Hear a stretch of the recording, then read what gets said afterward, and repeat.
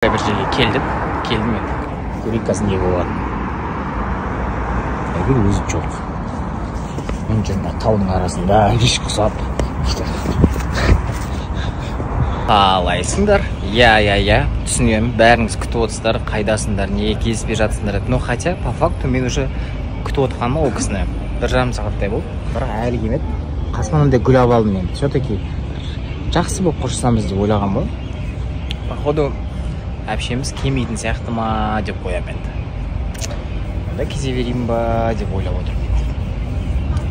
Қалай ойлайсыздар дейді, до конца күтейін ба, до конца ана жер. Прям тас қараңғы болғанша күтейін ба. Білмеймін енді.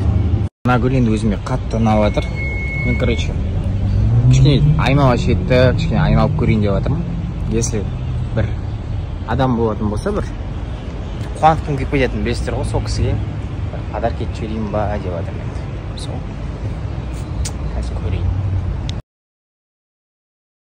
Біз енді қайда келдік десеңіздер, осындай жерге келдік. Ауылский вайб болып тұр енді. Бұндай жерде сағынады екенсің, қалайсың Бегнар? Жақсы өздерің. Жақсы. Қолында камерасы бар. Жаңа сөзім жерге тастамайды, бірден камерасымен келеді айтсам.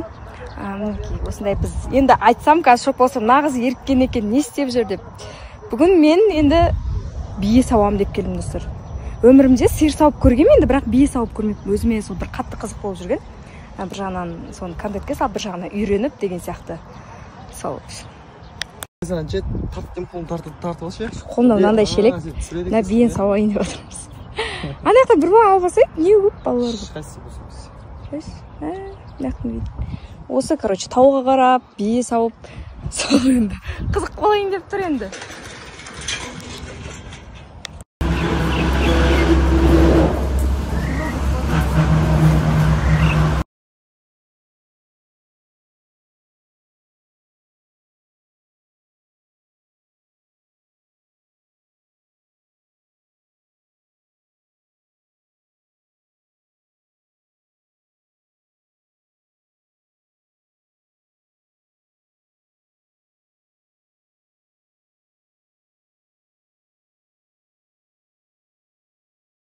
Енді ялып кетем енді, шыны керек, жасыратын ештеңе жоқ. Адамбыз ғой, ялып, ыңғайсызданып кетем. Неге мен осындай красавчик болдым екен деп. Десең, мен жек көретіндер бұлай жазатындарша, жазбаңдар бұлай. Одан ұрман нервтарыңа тиемін кәз. Сол екен ғой. Әсе что-то не то да? Мен алысқанша бай іздемейсіңдер ме? Тентектер. Ассалаумағалейкум, қайырлы күн, қалайсыздар? Үйден шығып, қалаға жеткен жерше қатты ойланып келдім. Бұл сұраққа ойланып келдім да. Басқа сұрақ жоқ сенде, менің әкем неден қайтыс болған саған өте қызық, өте маңызды болып тұр осында, Сұрақтарымыздың соңғы жауабы болсын жандарым, Рахмет, Алла разы болсын активностарыңызға. Өте қызықты сұрақтар келді, барынша жауап беруге тырыстым. Көңіл көтеріп жауап бердім, бірақ ешқандай арам ой болған жоқ о жерде. Және де мына жерде Гуля деген кісіге жауап бере кетейін. Біріншіден, мен сізді қызықтырмасам, сіз маған историяма ответ қайтармас едіңіз, осындай дүниені жазбас едіңіз. Және де сізге бір кішігірім кеңес берейін. Көбірек күйеуіңізге көңіл бөліңіз, отбасыңызға көңіл бөліңіз. Басқа еркектің не істеп жүргенін сізге қызықтырмау керек, оны аңдудың қажеті жоқ. Так, аман болыңыз. Негізі соңғы болған оқиғаларға байланысты былай қарағанда бәрін кінәладым да. Өзімнен басқа енді адам өзін кінәлай қоймайды ғой. Бәрін кінәладым, бірақ енді жаңа тамақ жеп тұрып, ойланып тұрмын ғой. Адамның барлық нәрсе ниетіне қарай беріледі негізі. Жалпы менің де ниетімде бір барып тамақ істеп, ондай тірлікпен айналысып, біреулерге служить ету деген сияқты понятие болмаған ба деп те ойлаймын бір жағынан. Сол үшін осылай болды ма деп ойлаймын. Тамақ істеген расымен жеп көремін, үй жинағанды бәрін. Үйім шашылмайды енді бір өзім тұрған соң, бірақ былай негізі расымен де маған ондай жараспайтын дүниелер сияқты ма деп ойлаймын. Мен Турциядағы өте танымал бір завтракты жасайын деп жасап көрейін деп отырмын. Жасаймын деп айта қойыншы. Менемен деп аталады. Ең бірінші осылай жұмысқа боламын. Сияқты боламын.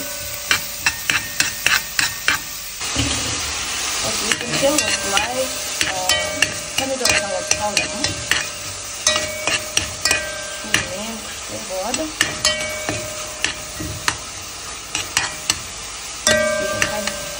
И негізі перец тоже қосу керек. Бірақ магазинде перец болмағаннан кейін мен екеуін ғана қосып жасап жатырмын. Ал осының үстіне қазір жұмыртқа қосам, сонымен завтрак дайын. Міне ой дайын болды. Ас болсын. Мен қазір шопинг жасауға, Аяру стайлға келдім. Екінші точкаларына келіп тұрмын. Шұғыладағы, міне қарасаңыздар, осылайынан орналасқан. Мына жерден, міне, мынау жол, тура қарама-қарсысында осы плакатты көргеннен кейін ішіне кірсеңіздер, осындай жерден таба аласыздар. Қазір ішін бағаларын барлығын көрсететін боламын. Киім қарап жүрсем, мына кісі жүр. Не істеп жүрсіз? Шопинг, конечно. Аяру стайлға келіп, күшті киімдер көріп жүрміз. Таңдадың ба бірдеңелер? Мына жерде Назым жүр еще. Назым қалайсыз? Көрмегелі біраз уақыт болыпты сізді. Мен жаңа кисем Эдеш пен Айбек шығып бара жатыр. Екеуін бір-біріңді көріп қалдыңдар ма или бірге келдіңдер ме? Енді амандасып тұрғанбыз ғой. Бір жазбайсың ба кездесейік деп осындай жерлерде көрісіп қалмаса? Қазір мен босамайтын ғой, есімедіңіз ба? Неге? Жігіт тауып алдыңыз ба? Қанжаует деп ше. Садәулет чатам. Съемка ғой. Айсұлтан ше. Кейін айтамын. Өшіп сосын айтамын деді. Күн башыңызға қалайсыздар? Не болып кетті? Бәрі сұрақ қойып жатыр ғой, не болып жатыр деген сияқты. Білмеймін енді. Соңғы кездесу деген сияқты әңгіме болып жатыр екен. Мен жалпы өзім ұнатпаймын соңғы кездесу дегенді. Либо кездесу нормально болу керек, либо вообще болмай-ақ қою керек. Соңғы деген сөзді адам ойына алса, мынау қазір мен барам, сол соңғы кездесу болады деген ой болса, онда лучше болмай-ақ қойған дұрыс деген сияқты ғой. Мәнде мағынасы болмайтын сияқты. Білмейміз енді, көреміз уақыт өте келе не болатынын. Күн қалайсыздар? Душқа түсіп шықтым. Күшті болып енді. Шашты утюжоктап алдық, әдемелеп тұрып былай. Осылай. Утюжоктап алдым да. Енді қазір бір жерге кетіп бара жатырмын. Соны.